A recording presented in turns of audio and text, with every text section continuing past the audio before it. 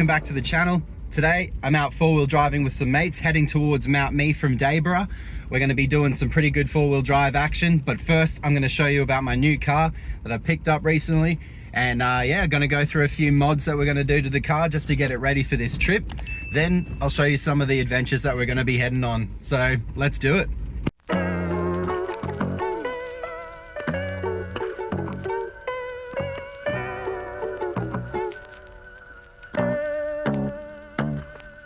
So firstly, what is the Ford Ranger Tremor? I like to think of it as a bit of a mini Raptor. It comes with the same color options as the Raptor. This is the Conquer Grey, with a Bilstein external reservoir shock suspension and 1-inch lift, as well as machine black wheels and Grappler all-terrain tires. The Tremor comes with a 2-litre bi-turbo engine paired to a full-time all-wheel drive drivetrain with selectable 2, 4 high and 4 low drive modes, including a locking differential. The Tremor also comes with different drive modes such as sand, rock, trail modes, and additionally has adaptive cruise control and lane assist. It has steel bash plates and aluminium side steps as standard, with painted arches, mirrors, door handles and front bezels, as well as a dual light bars for high beam setting and fog lights.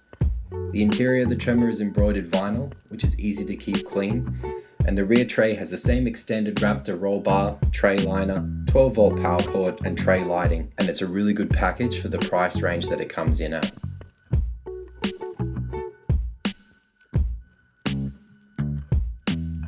So now that we've had a bit of a chat about what car I'm in, let's go into some mods because that's what we do here on this channel. So first, I'll show you some mods that I did to the car just before I went out here today.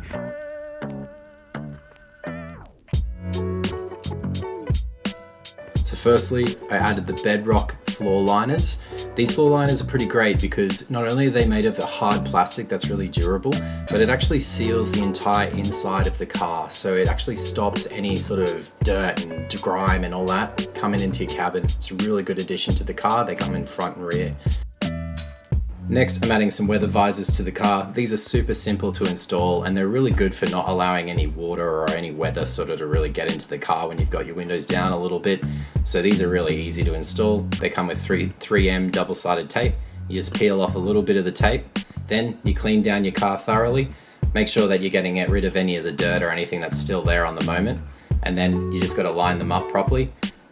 I make sure that I only take a little bit of the 3M tape aside, and then once you've got it fully where you want it to go, then you can peel off that lasting outer tape and it will fix to the car quite easily. Then you just allow it some time to sit on the car and it will affix to it fully. Next, I'm getting rid of this really long antenna. It knocks on everything.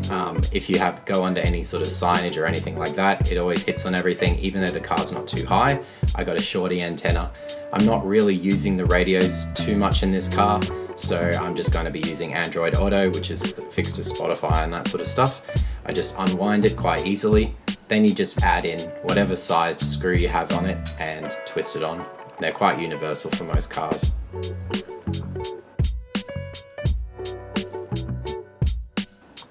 Next, I'll be removing these blank sort of side panels. I'm not really sure on the Tremor why they come as a blank, but they're super simple to get rid of, and there are a few options that come out on the car that look a bit nicer. So I got these from Ford. They just say bi-turbo.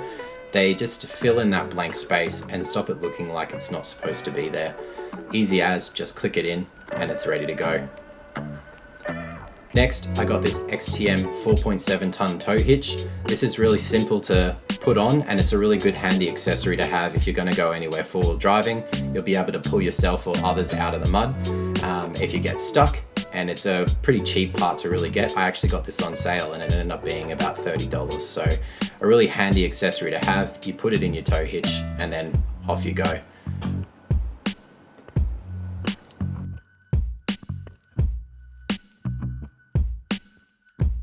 Finally, the sponsor of today's video, the Oxido Smart Electric Pump, the A301. You just hold down the power button for 3 seconds and then select the tire pressure that you require, and then you just got to press OK and it'll automatically charge to the tire pressure that you need.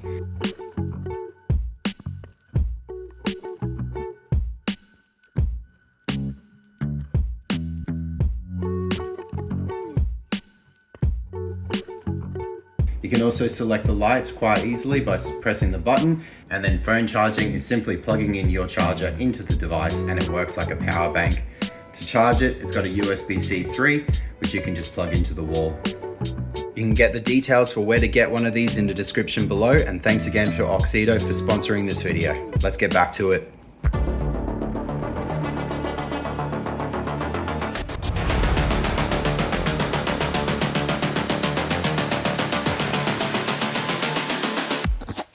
Cyberblade.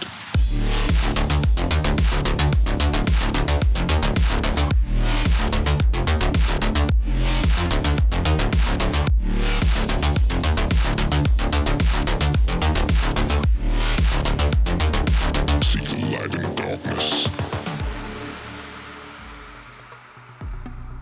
Now it's time to introduce all of the cars that came along on the trip. Firstly, we had Carl and his short wheelbase Prado RZ. This thing's super capable and it's been modified a lot, so there was a lot of areas with this car was able to test all of the tracks first before everyone went through. Then we had Dave in his Wild Track Ranger. This thing's got a ton of mods as well. He's driven down from Darwin. And then we had Brian, who is in his Isuzu D-Max with a ton of different cruiser mods on it. It was a super capable car as well, so it was a good way to test out the Tremor and its abilities. Today we were taking our trip to Mount Mee, up through all of the bush tracks that go all the way through from around Lowood, Dayborough area, and then all the way up to the Somerset Lookout, back around and back down to the entry. We let our tyres down and then we headed off. First, you go up and down through hills, navigating through the different bushland terrains. It quickly turns into rainforest. There's some pretty awesome, spectacular scenery along the way, and there's a fair amount of wildlife, so you keep an eye out. You see goannas and wallabies and all sorts of birds. Make sure you keep an eye on what's sitting on the track. Next, as you go up and down through the different hills, you can actually pick a whole various range of different tracks that you want to pick. We went through these tracks which had a few mud ruts and a few creek crossings, which was pretty fun to have some banter with your friends as you all went through. Just make sure you clean your car after you finish this. And then you also picked some pretty cool lines where there was some rutting and some rocks that you had to navigate through on the track. It makes for a pretty fun time because even though you can't really see it here on camera, it's really high up. Finally, as we navigated higher into the hills, we reached the infamous A-brake. Now, A-brake or axle brake is an extremely steep surface. So even though it's pretty daunting to go up there, with the right line and the right amount of power, you can go straight up. It's pretty fun with all of your mates to go up A-brake. Just be aware there's some loose gravel and there's a bit of rutting on the track, so you've got to pick the right line to get up there. As you can see, as you get higher, there's some pretty deep ruts that you've got to sort of navigate through in your car. Carl made it up with ease, as his Prado's extremely capable, and then the rest of us followed through, picked the same line.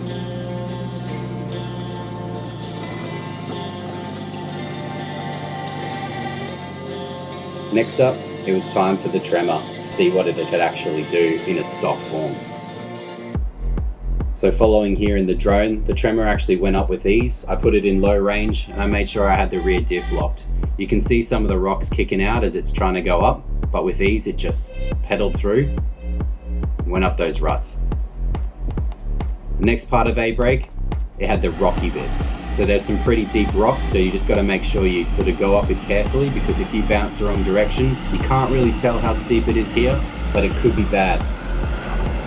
And the guys just kept some momentum up as they went through, and their cars went across it quite well. You can see here with the D-Max and the open diff, there was a little bit of struggle on one of the bits. But if you just relax, roll back a little bit, pick a different line, it all goes with ease, straight back up.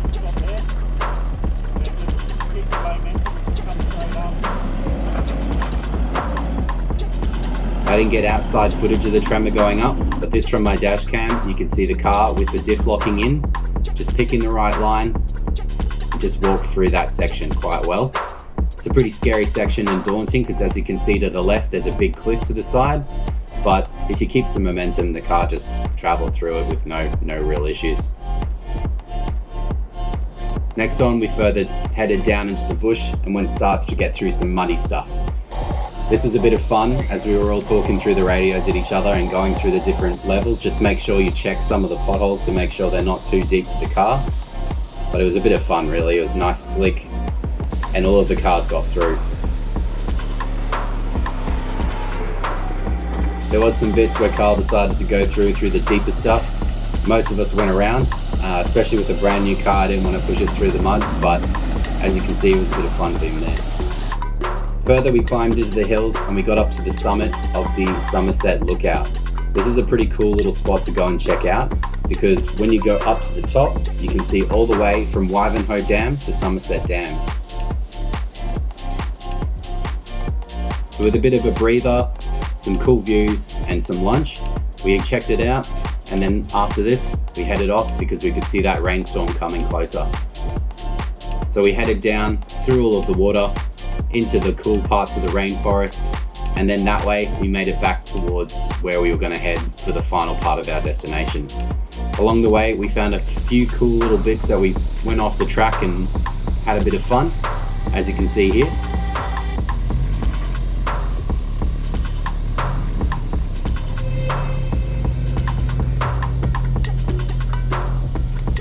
And then following this we continued through back to Mount Mee, onto the road tracks where we were going to head back.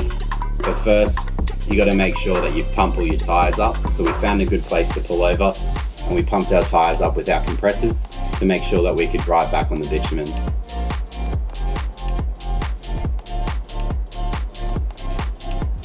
Following this, if you want to go all the way back, you can, but there's also some roads that go from Mount Mee all the way out and back onto the highway. You can even go back down through Dayborough. So it's quite a good little circuit that you want to do. And if you're sort of at the end of the day where we were and you didn't have a couple of hours to spare to head back, we just then went all the way home. Hope you enjoyed the video and I'll catch you next time.